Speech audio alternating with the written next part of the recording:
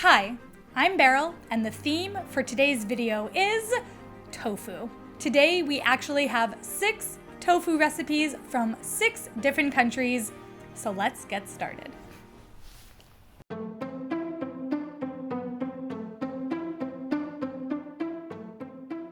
I have to hurry because I have to be in school in a few minutes. Hi Beryl, my name is Laila. I'm from Kano, which is the northern part of Nigeria.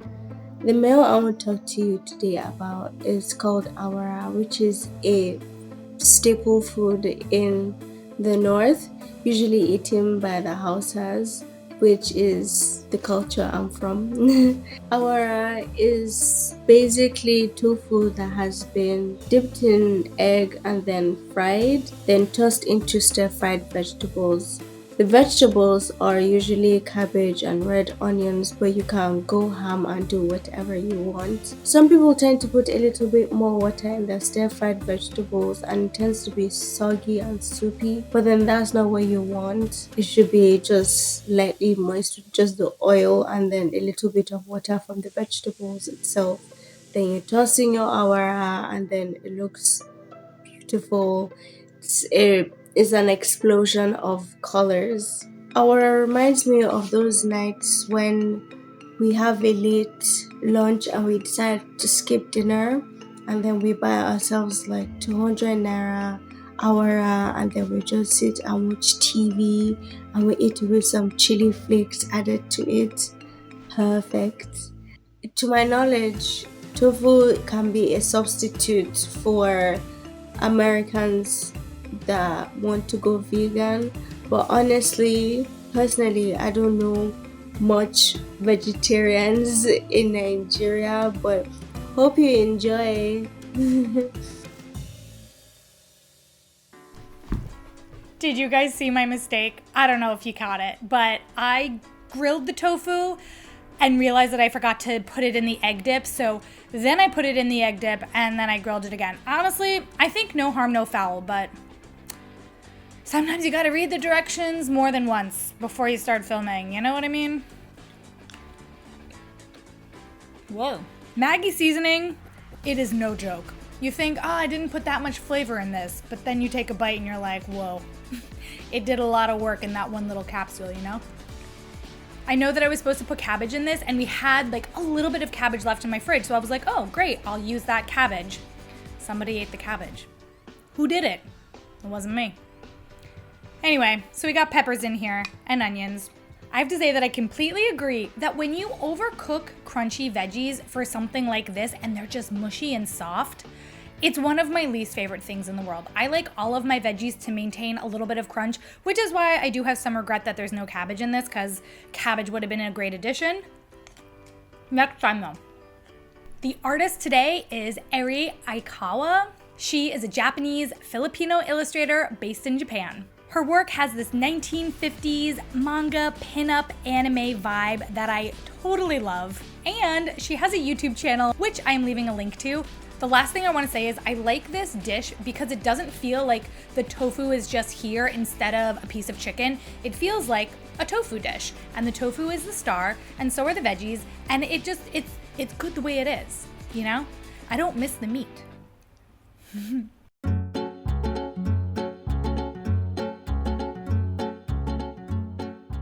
Hi, my name is Brandy and I live in West Virginia, located in America.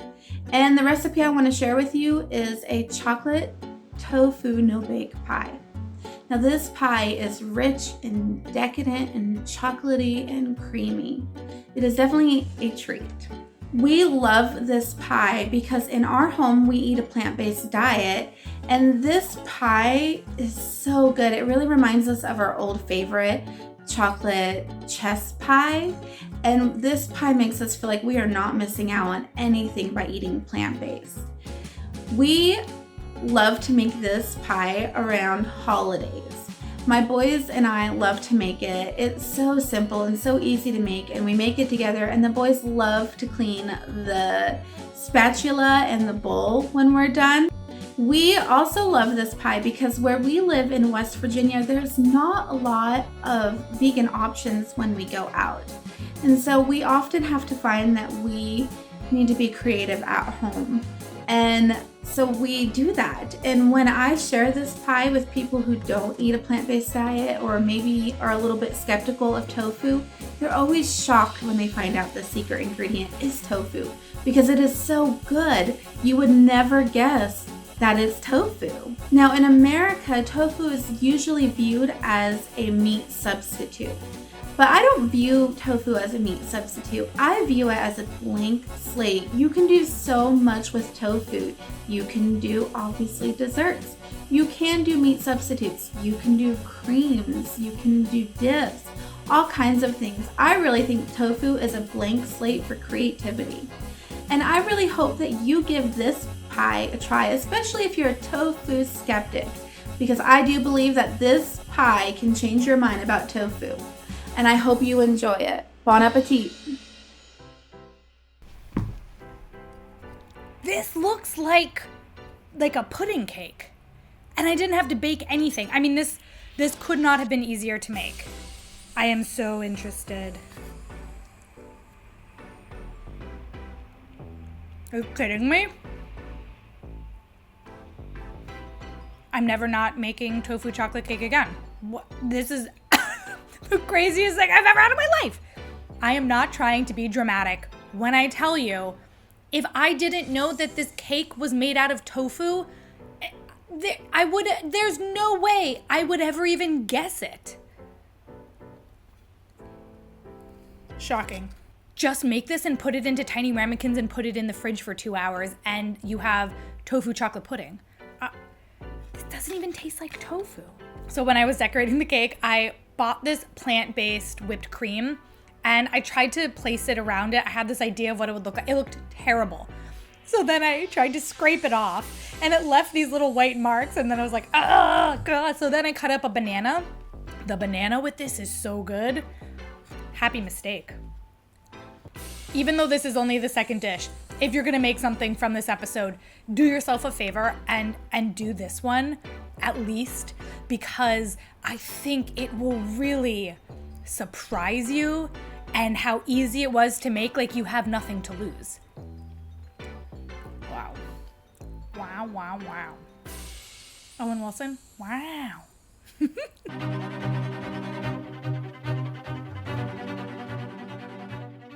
Hi, my name is Vanessa. I'm originally from Indonesia, but I'm currently living in Seoul, South Korea. The dish I want to share with you today is called sundubu-jjigae, and sundubu-jjigae literally translates to soft tofu stew. And as the name suggests, the highlight of the dish is the sundubu, which is a Korean soft tofu that is so soft, it actually looks like a nearly cooked custard. Besides the soup and the soft tofu, you are actually free to include your favorite toppings. Mushrooms, hobak or Korean zucchinis, seafood are popular additions to the soup.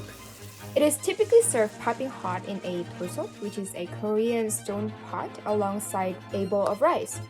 The dish is typically enjoyed spicy, but if you're not looking for a good sweat, the non-spicy version is available too. I like sundubu-jjigae because it's very filling and very delicious. The ingredients are very simple and very easy to find. And it does not take long to put, so it is a dish that can be eaten anytime during the day. It is a dish that all Koreans know, and most foreigners here have tried it at least once in their life. You should try sundubu-jjigae because who knows, it might be one of your favorite dishes too. This smells so incredible, and it was so easy to make, which was very exciting. Although I do think I might have gone a little heavy on the red chili. TBD.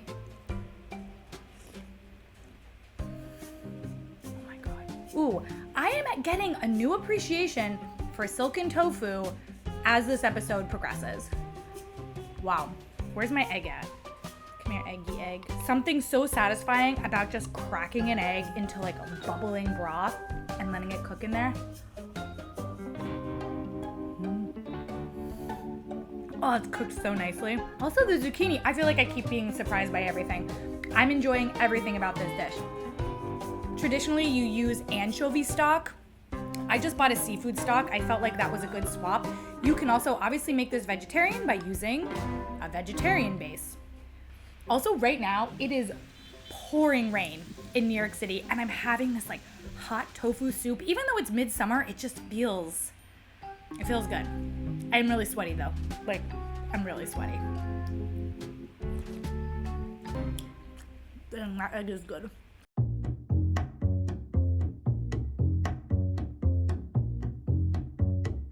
Hi Beryl, my name is Arum. I live in Bekasi in Indonesia.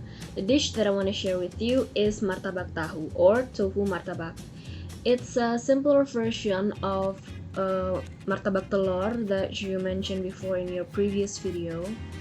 It's basically a mashed tofu mixed with eggs and spices, then wrapped in a spring roll wrappers and then fried until it's crispy. I love this dish so much because it's easy to make and the ingredients are simple, but it tastes really good. It's crispy on the outside, it's juicy on the inside. Pretty common street food snack or jajanan pasar here. You can almost find it everywhere. Well, basically Indonesian loves gorengan or fried food. My mom usually makes this whenever we have a lot of tofus in the fridge, and she is the one who taught me how to make martabak tahu. Tofu itself is a staple food here in Indonesia, not only for the vegans and the vegetarians, but for everyone. I think because tofu is cheap, but it's delicious. It's a good source of protein. I'm so happy that you are exploring tofu and sharing it to the world because tofu is a big part of Indonesia. So I'm really excited for you to try martabak tahu. I hope you like it and selamat mencoba. Okay, the best part about this, at least before I try it, is the vindication that I'm feeling for the fact that I opened up that canned corned beef like a pro. Ta-da! Nay, we forget, the first time I did, which was also on camera by the way, the disaster that ensued. Yeah, I need help. Oh, god damn it. What? Why is this so hard? I don't... Everybody on the internet definitely helped me out, and now I had the opportunity to have this kind of redo of a huge error that I made in front of a lot of people. And I did it.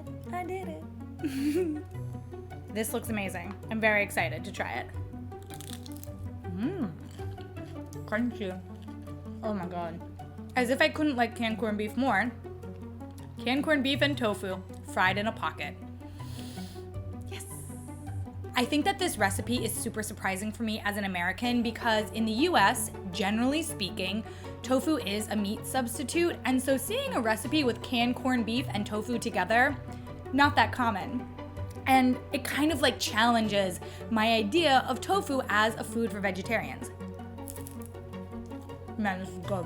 I think that if you're interested in trying canned corned beef, this is a very good recipe for it because everything is so harmonious. No one flavor is overpowering, neither the canned corned beef, nor the tofu, nor the chilies that go into it. It's all just like a perfect little pocket. A perfect little pocket. I like that.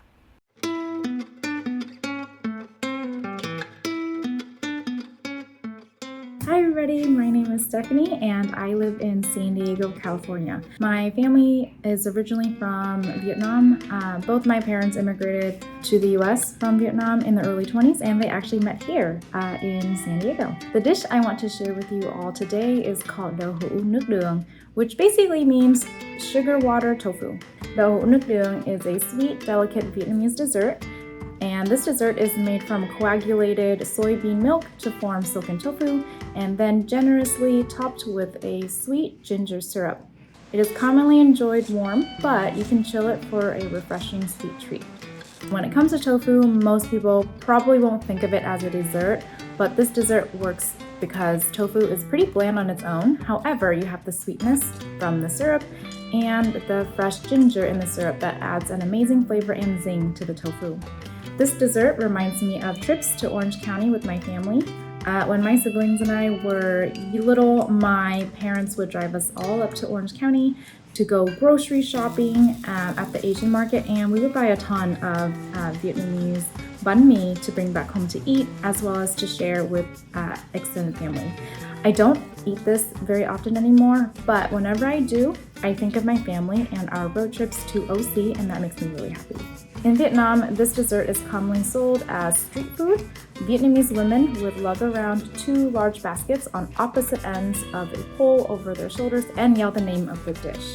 I think people should try this because it's simple yet deliciously satisfying. This sweet treat has such comforting flavors and textures. It will nourish, satiate, and warm your belly. I hope you enjoy it. Bye. Another dessert, I love that the tofu looks like tofu. Like we haven't hidden it in a cake. And also that ginger syrup, I'll tell you the truth, I already tasted it. It's a keeper. It's so good. This tastes like flan. This tastes just like flan. Doesn't taste like tofu. Wow, this ginger syrup. Wait, I'm sorry. I feel like a little bit discombobulated because this tastes like flan and does not taste like I'm eating a bowl of tofu.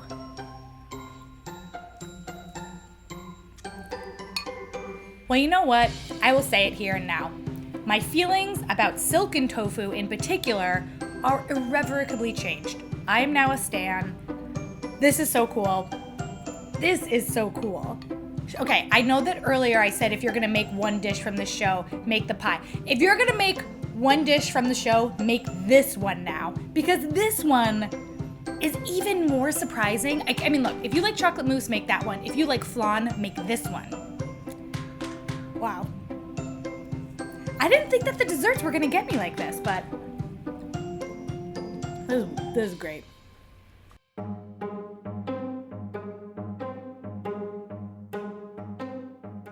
Hi Beryl, this is Mika from San Diego, and I'm here to talk about a very special dish called ito konyaku. This dish comes from my mom's side, and she's full Japanese, but she was born and raised in Brazil. I chose this dish because it highlights tofu, but in a very easy way. All you have to do for preparation is cut the tofus into cubes and have some boiling water to blanch the tofu. And in that same water, you're going to take your shirataki noodles and just blanch them as well. Once you've done that and the tofu has cooled down, you're going to mash it with a fork until it's a crumble-like texture, and you mix that in with the noodles. Some people do cut the noodles, but I know in a lot of cultures, there's a lot of superstition around cutting noodles, so I usually do not cut them. For my grandma, the seasonings are just salt and sesame oil. When it got passed down to my mom, she started adding soy sauce. But my grandma says not to add soy sauce because it gives the tofu a darker brown color. And along with that, as it came down to me, I also add MSG, just because I know my grandma adds MSG to a lot of things.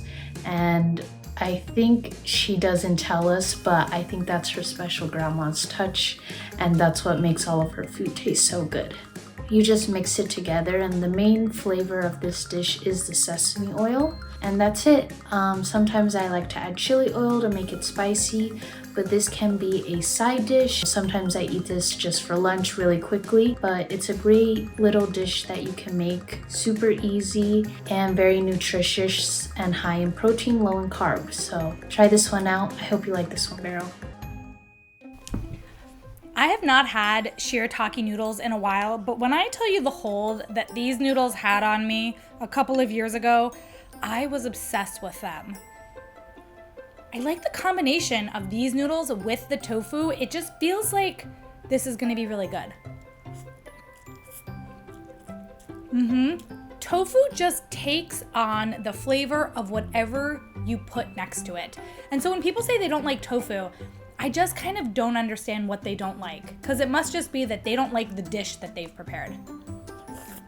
If you're wondering what these noodles taste like, the answer is texture. They also don't really have much flavor. They do have a funky smell when you open the bag.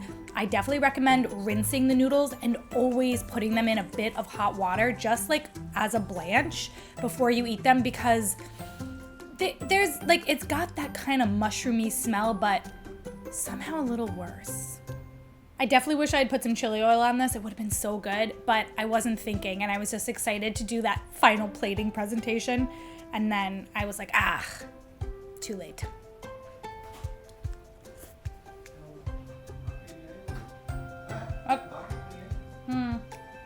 Please give me 1 minute. All of the dishes that I got to try today were super interesting. Definitely has made me think differently about tofu. And if there are any other dishes that we should try with tofu, please leave them in the comments. I've linked a couple more videos here for you to watch, including a fundraiser that I'm doing with my sister for her school in Jordan. I hope that you guys watch that. And if you feel like donating, that would be amazing. I hope that you all have a great week, and I will see you in the next episode.